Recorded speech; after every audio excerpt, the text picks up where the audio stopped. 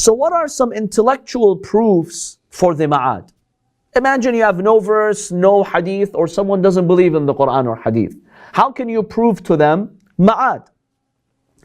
We've established before the mabda, that this universe has a creator, a cause, an originator. God, when we look at the system of the universe, it's well balanced, it's very delicate. We know that God has purpose behind His creation. This purpose cannot be completed without the Day of Judgment, without ma'ad. Because this world is too small, too limited to reward the good doer.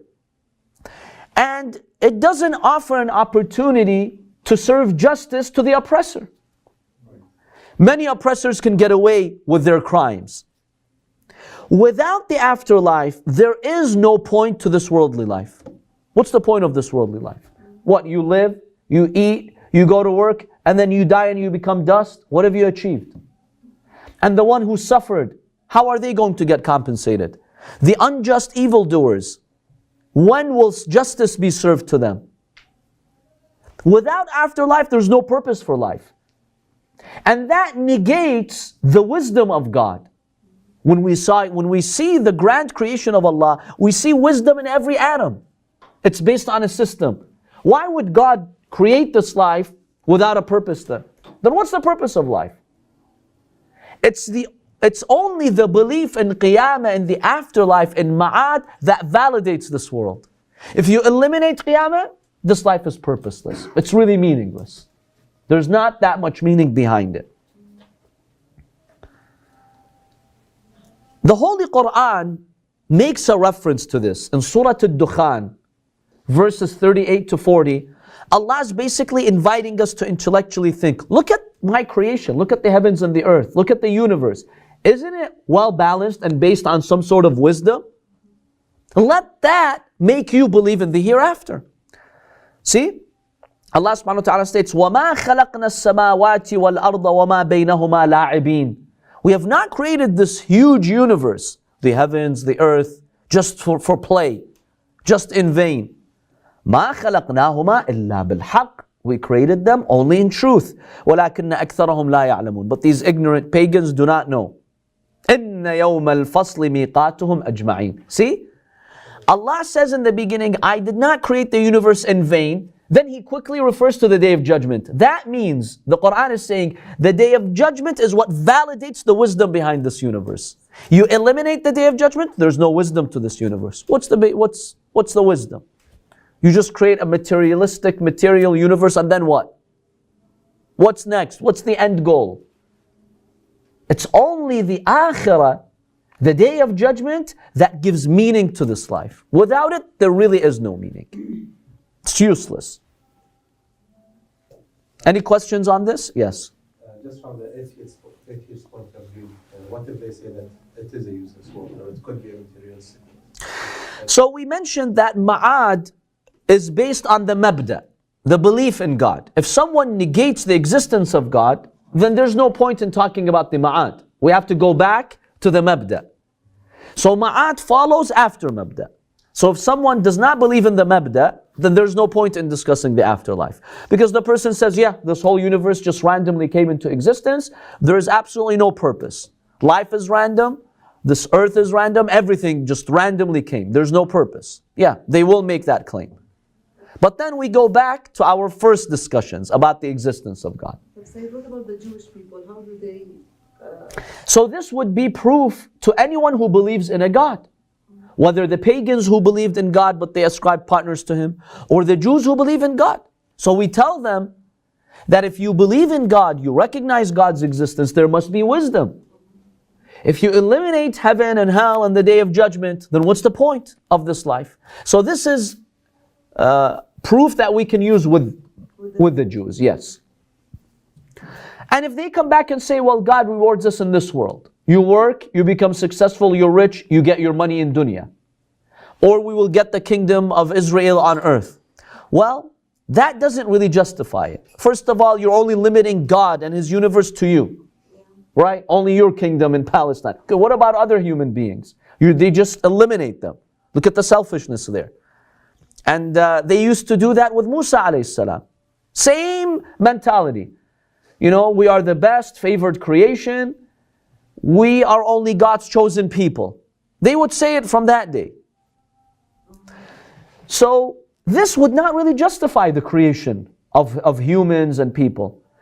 And then, even if you get your kingdom on earth, all those who suffered in history, all the criminals who got away with their crimes, how do you justify that? And say, do they think that this earth is eternal? It's not clear what they believe about the end of time. The Old Testament basically does not make references to that. Yes. Doesn't say what happens to life, how it will come to an end. The core of their belief is the promised land, the kingdom of Israel. For people who are living, what are the dead? They believe in Raj'ah. They believe those good Jews who died, they will roll from their graves to Palestine and God will resurrect them in Jerusalem. Yeah? They do believe in that. Historically, that's been a very important part of their belief system. So then the core idea of the Day of Judgment is to establish justice. When will Allah subhanahu wa ta'ala decipher the good from the bad and reward the good and seek revenge from the evil ones? Allah subhanahu wa ta'ala states in a number of verses in the Holy Quran. For instance, Allah states, أَمْ نَجْعَلُ الَّذِينَ آمَنُوا وَعَمِلُوا الصَّالِحَاتِ كَالْمُفْسِدِينَ فِي الْأَرْضِ أَمْ نَجْعَلُ الْمُتَّقِينَ كَالْفُجَّارِ. Allah says, do you expect us to treat these two equally? The muttaqeen and the fujjar, the pious ones and the corrupt ones? Of course not. Allah says, we will distinguish the good ones. Well, where are the good ones going to be distinguished? Has to be the Day of Judgment. أَفَنَجْعَلُ الْمُسْلِمِينَ كَالْمُجْرِمِينَ. Allah is basically saying to those who deny Akhirah, you want us to treat those who submitted equally with those who were criminals and they become dust and that's it, they're the same? That's not fair. مَا لَكُمْ كَيْفَ تَحْكُمُونَ. What kind of judgment is this? أَمْ حَسِبَ الَّذِينَ اجْتَرَحُوا السَّيِّئَاتِ أَن نَجْعَلَهُمْ كَالَّذِينَ آمَنُوا وَعَمِلُوا الصَّالِحَاتِ. Those who continuously commit sins, they think we're going to put them with those who are righteous. Your graves are next to each other, you both become dust and that's it? No. Of course I will distinguish the believers. That distinguishing can only fully take shape on the Day of Judgment. Therefore, these are rational proofs that there must be a Day of Judgment. If you believe in God, you must believe in a Day of Judgment. Otherwise, you negate His wisdom and accuse Him of generating this life without any purpose. There's no purpose. So this is an intellectual proof for the Day of Judgment. The third piece of evidence that hints to the existence of the Akhirah is to look at the stages you go through in this life. See, in this life, we move from one stage to another stage. As we grow, we start to have desires and ambitions. And we're always trying to reach something, right? See, the human being is always on the go, trying to achieve something. But we never reach it. Have you seen the people around the world? All their ambitions and desires and what they want, they never reach it. Just recently I saw an article, a millionaire or a billionaire who's passing away. He has cancer and he's been told that he just has days left. He said in that article, people, don't be fooled by money. I thought what I wanted was money. I realized it did not satiate my desire and interest. Money didn't help me. It's not what I really want. Human beings never fully achieve what they want in this world. We're never settled, right? We're always moving from one stage to another stage, looking for something new. Now, if you die that way, then we leave without having completed the goal of settling down, of reaching what we want, of reaching the target. And that's unwise for Allah to do. He creates all these people. He puts in you the desire and the ambition to reach something, but you can never reach it. That's like God teasing you, right? And God doesn't do that. Alaykum as-salam. The justice and the rahmah of God necessitates that He gives you another dimension to reach what you want. And that's وَإِنَّ الْآخِرَةَ هِيَ دَارٌ قَرَارٌ.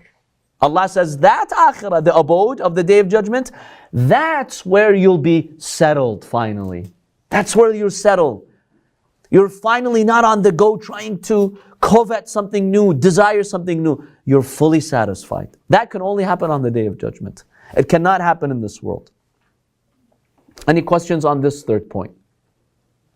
See, imagine God creates a creature. He puts in him the desire to want something always. But you can never get it. And then you die, you become dust. That's pretty sad. That's pretty miserable. Like, who would do that? Which wise being would do something like that?